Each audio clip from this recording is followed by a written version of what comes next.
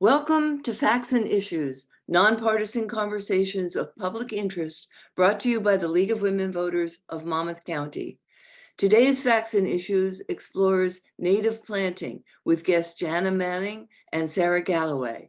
Here is our host, Marie Curtis. Hello, everyone, and welcome to Facts and Issues. With me today, I'm very happy to have two local people who have acted on their interests in the interest of all of us.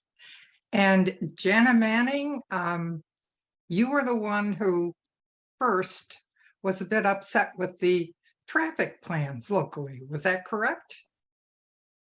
Not exactly the traffic plans. It was what I was seeing happening with public land and how it was all being planted with non-indigenous or non-native trees, and it started to get me very alarmed in terms of how our insect population, which is very early in the food chain, but no insects or caterpillars, you have no birds. And so in seeing all of the non-native trees taking up the very scarce small amount of public land that we have available, and knowing that those trees were going to be there for the next 30 plus years, it really alarmed me and got me concerned about how our biodiversity, our bees and our butterflies and our birds, were all going to be surviving years from now. Well, I thank you for that. And I should mention that you and Sarah Galloway are both sort of volunteers in this ecological ongoing battle to save the planet, as it were. So we thank you for that. But what did you do? You actually took some action, I understand, Jana. So first I tried to speak to those responsible for planting the trees, and I tried to communicate that something that I had learned a couple of years earlier that changed everything for me, which was that our indigenous insects and birds, they are dependent on our native trees that they evolved with. And so they can't just decide to eat something else or to raise their young on something else. And so that is, I started to be alarmed that that people didn't know that, who were planting the trees. And so I tried to influence that, and I wasn't being successful at all, and was very unhappy about just kind of feeling powerless over what was happening with public land. And one day, just driving on my local roads, I saw the Asbury Park Circle, and I said, hey, that's a great piece of land. They cut down a whole bunch of trees about 7 years ago, and let's get those trees back. Let's put all those native trees back. Nobody's going to complain that they would prefer an ornamental something.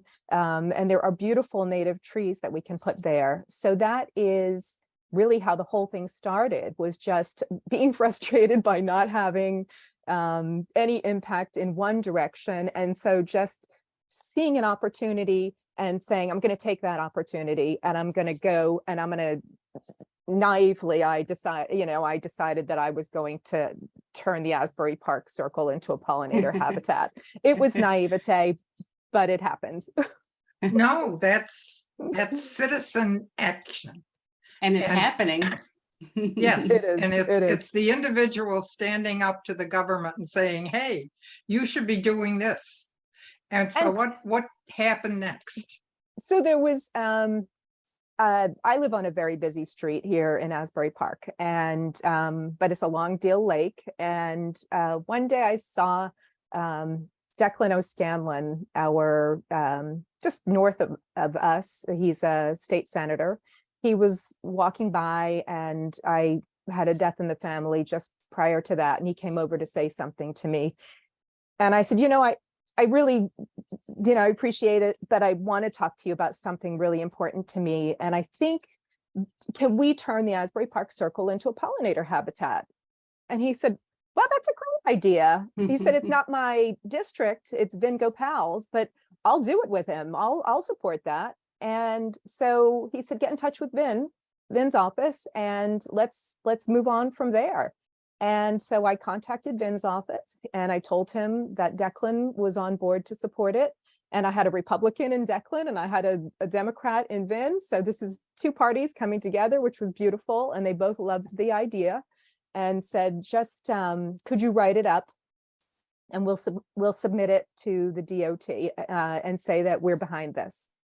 And so they wrote up, and all the advantages. I mean, the beautiful thing about pollinator habitats is that there's just not one benefit. This is not just for pollinators. This is also making the land more permeable to take on stormwater and clean stormwater. So help to manage stormwater.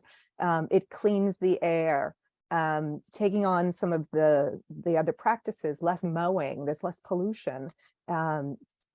There's so many good things that I could say about it. And so the proposal, to my surprise, was accepted by the DOT. They called me and said that they had a Good Neighbors program and they wanted to do the project as part of their Good Neighbors program. And they would do all the planting. They would purchase the plants from this program that they had. All right, so Sarah, did you get involved in the Asbury Circle project? I got involved a little bit. Jana and I think we first met, Jana, when you needed some milkweed leaves for your monarch caterpillars. And so I have them growing in my garden. So I think through social media, people got us in touch and I gave her some leaves. And I helped a little bit on the Asbury Circle garden, which is wonderful. What a great spot to alert everybody to the importance of native plants right when you enter Asbury Park in the circle there. So, but I had to step away from it a little bit because I was working on my documentary, Wild in the Garden State. And it's a half-hour documentary that got into the Garden State Film Festival and other environmental film festivals. And it's basically the story of transforming a typical suburban rectangle of lawn into a native plant habitat. So I've been working on that and having great success after the festival season, showing it in local gardening groups. So I'm happy to say in August, it's going to be screened with Ocean Township Garden Club. So if people want to see that. And Jana is reaching out to the larger community. And I guess my message is that everybody who's interested in preserving biodiversity, helping the environment, can do something in their own backyards by just planting native plants. Because as Jana was saying, plants and insects have co-evolved together pretty much since the last ice age, 10,000 years ago. All the insects that we have are adapted to eat our native plants. And so by planting a native plant, you are supporting not just planting a beautiful plant, but you're also supporting the insects that depend on those plants to live, not just butterflies, but also caterpillars that are eating the leaves.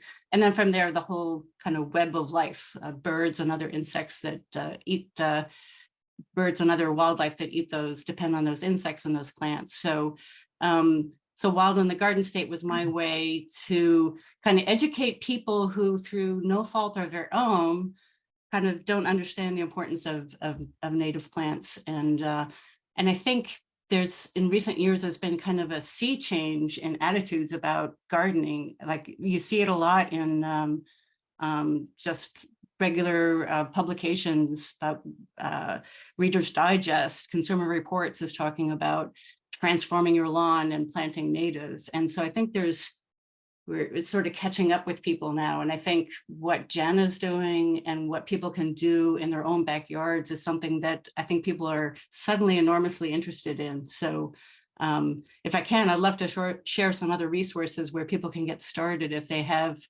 if they need information about how to start planting natives and resources such as the Native Plant Society of New Jersey that Jana and I are members of, and we see each other there at member meetings. But it's sometimes it's difficult to know how to get started with native plants because there's not, you can't sort of go to a typical big box store and know that you're getting a native plant. There may be insecticides used in that plant, or it may be a cultivator that insects don't recognize. So, but resources like the Native Plant Society, they have plant lists, and Jersey Friendly Yards is another local group that has an interactive plan of how to get started and beginning to plant in your own backyard native plants that will sustain the environment and also sustain you. I think that's a big message too, that I think people kind of are introduced to native plants and they think like, oh, that looks like a bunch of weeds. But as I say in my documentary that I made with my architect husband, you can plant a native plant garden, and if it looks, if it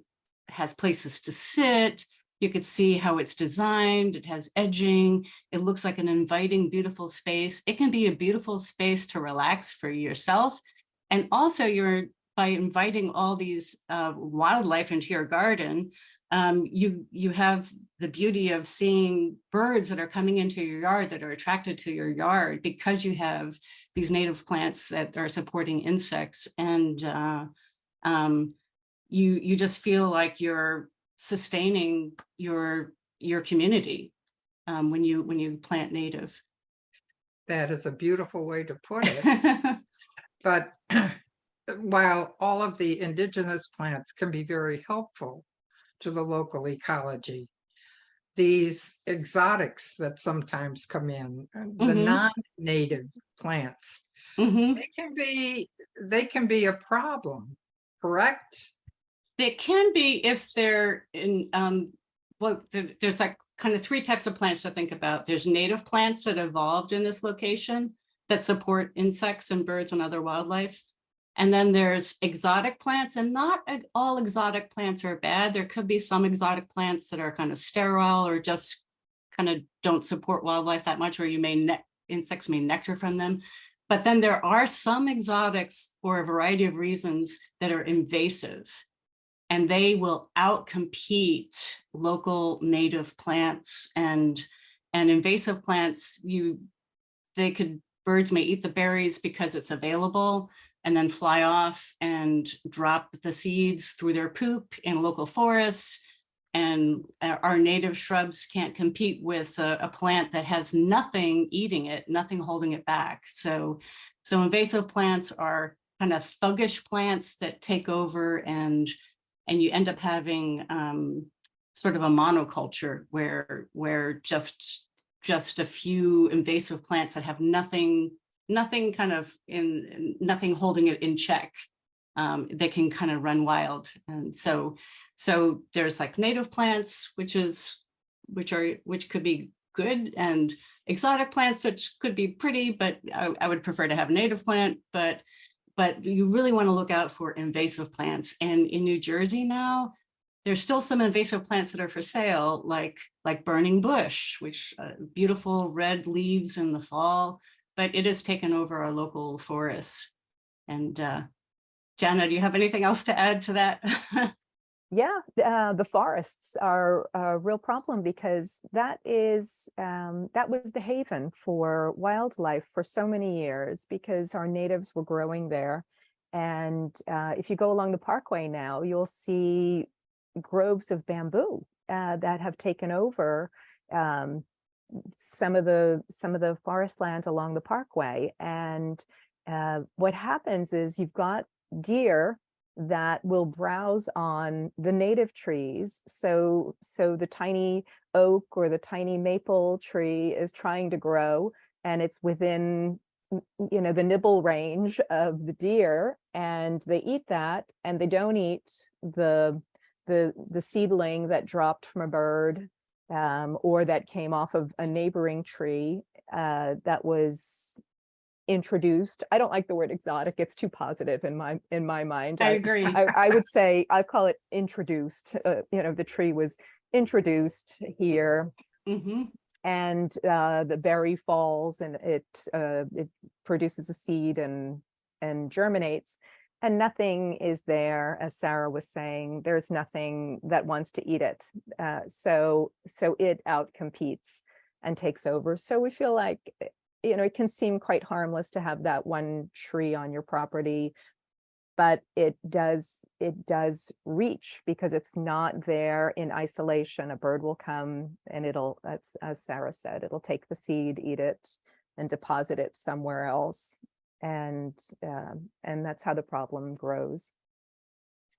And I do think that some of these introduced plants Mhm. that don't feed the wildlife, the birds, the insects, they take over, and it really leads to problems. I have seen that, and actually you mentioned the Department of Transportation. At one point, they were very proud of the fact that they had introduced plants, and pretty plants, Yeah. to some of their medians. And what they were showing off was purple loosestrife, Wow. Wow. which Very is, invasive. yes, very invasive. Yeah. And of course, that's just going to take over and crowd everything else out. Yeah. Mhm. Yeah. And Pretty. there are other plants that people just seem to love for their gardens that really are harmful. The butterfly bush. Mhm. Yes. Yes, and they're introduced here, and they're given these beautiful names, the princess tree, the butterfly bush, and our poor natives were given these horrible names back when the settlers came from Europe, and they were trying to plant their crops, and native flowers would come along and produce, germinate inside their crop. And so it was where they didn't want it, so they'd give it a name, milkweed. All right, there's, and so a butterfly, or whatever weed, but Joe Pye weed. So all of these native plants were given their names way back in the day, where it was a pain for somebody who was trying to build their monocrop of whatever they were growing. And yeah, so I've had people who say, "Ew, I'm not going to plant milkweed," just because they don't like the name of it. And if I had my way, I would just come up with a really beautiful name, and just it's I should name it butterfly. after the scent. It's such a beautiful scent, It is. milkweed. It's a beautiful scent, yeah, and it's a beautiful flower. I mean, I don't have the straight species in my garden. I have the incarnata, which is swamp milkweed, and it's amazing that people won't plant it. And at my garden, every day I sit at breakfast and I can see where the milkweed is in a couple of places. And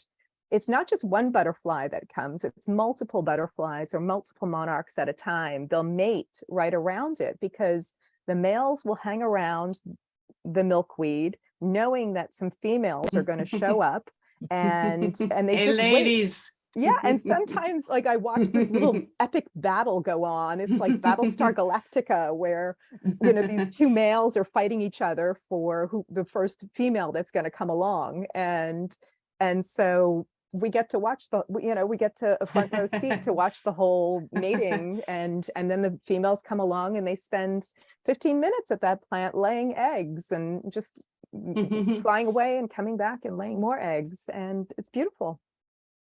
I always say plant butterflies. This is like planting butterflies.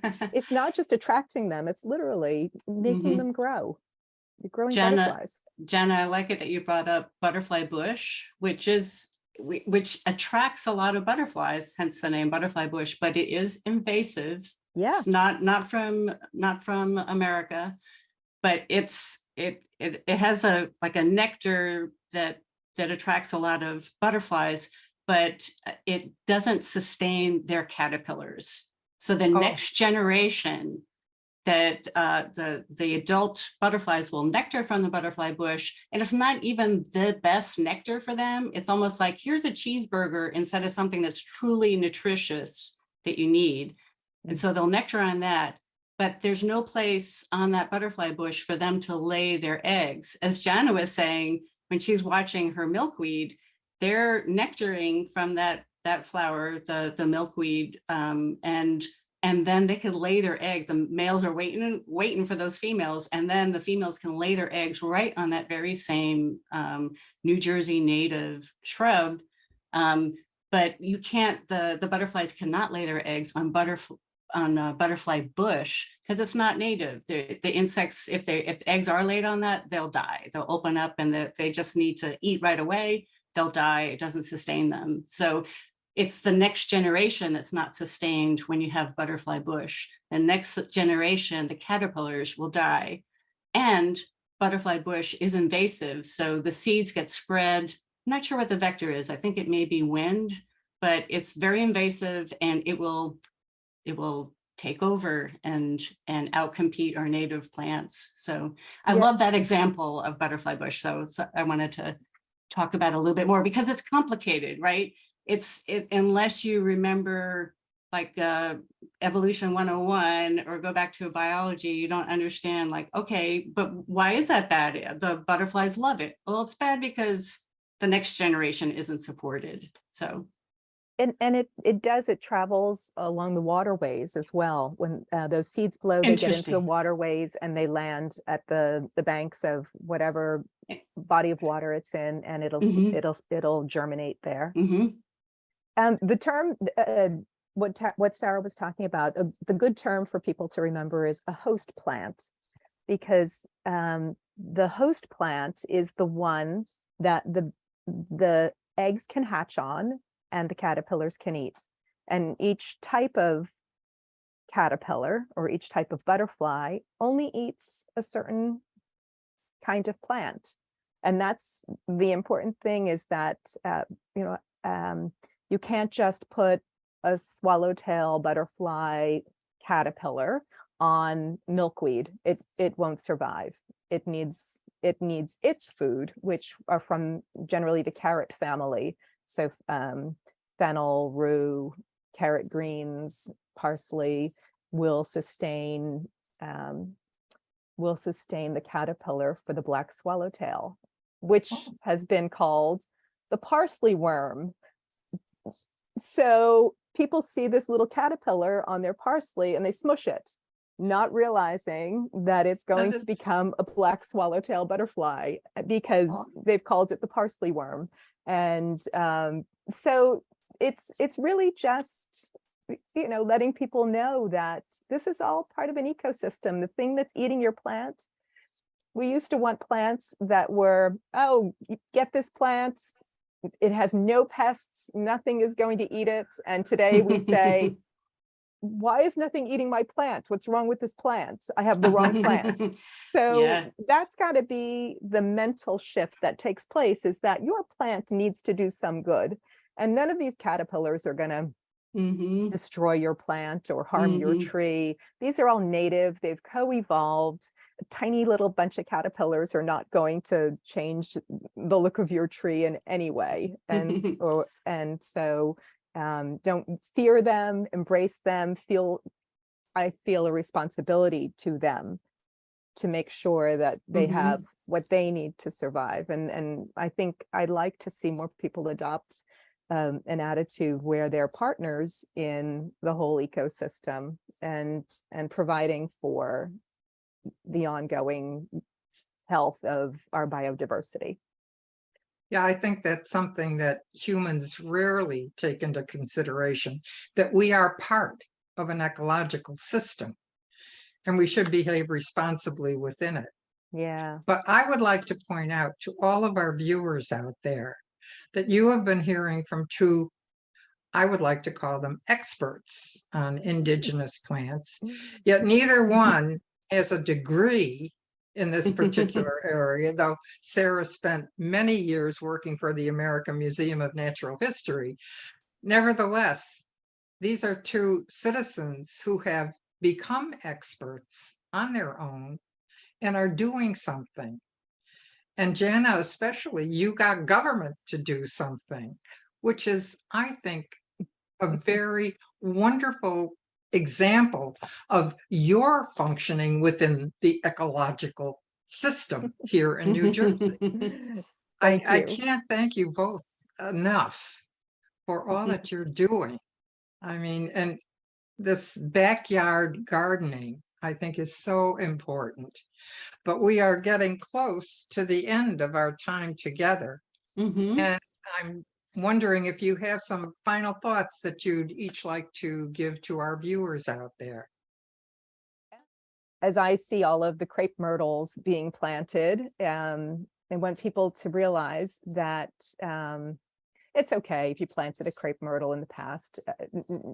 None of us knew this. We didn't grow up with this knowledge. So, but don't plant a crepe myrtle today. Think about your alternatives. Red buds are native and they're gorgeous and they're small scale. Dogwoods, the native dogwoods are among the most beautiful trees ever, developing their flowers before the leaves come out. And these are all really critical sources of pollen and nectar and nutrition for the early bees. And so think about the alternatives. If you like a clipped, manicured garden, don't plant yew, don't plant boxwood. They're not native. Plant the inkberry. And it's a beautiful, beautiful holly. It's native. It will support biodiversity and it'll give you a beautiful formal garden if that's what you want to go for. That's my taste as a designer. The design is very important for me, and I don't want a messy garden. So that's part of my mission, is that I'm going to plant natives, but I'm going to still have an attractive form for my landscape. And you can do it.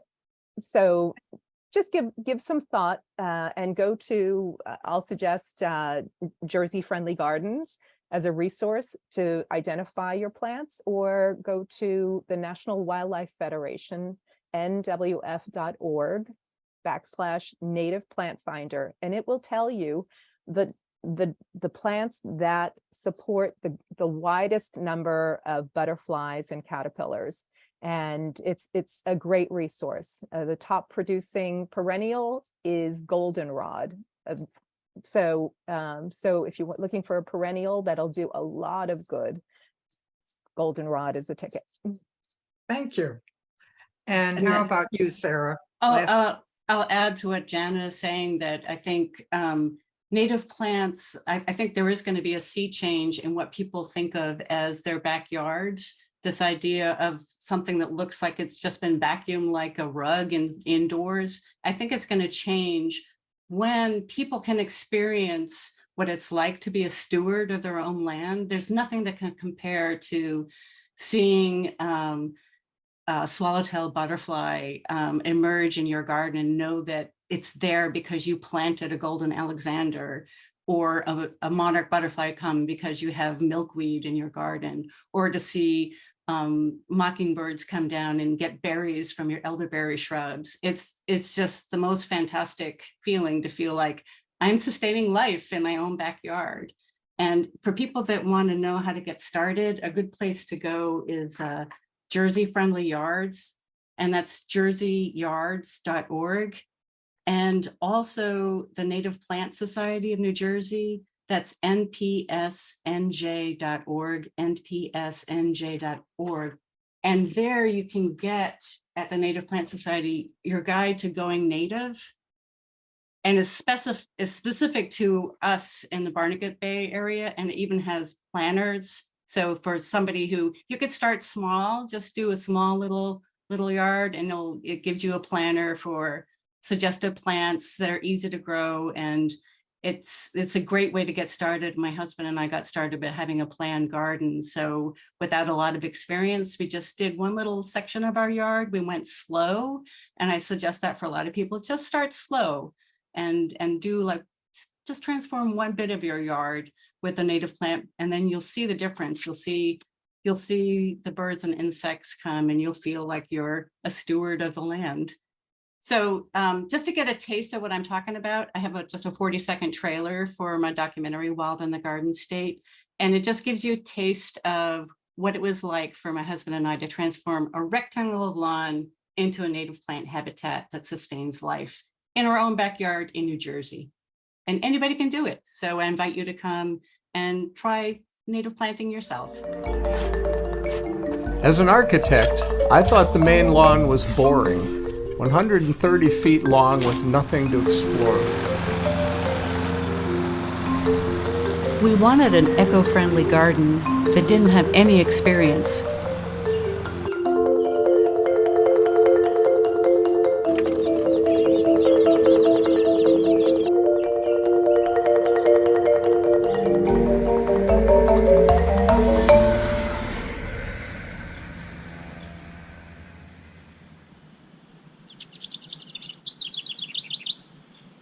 Thank you both so much.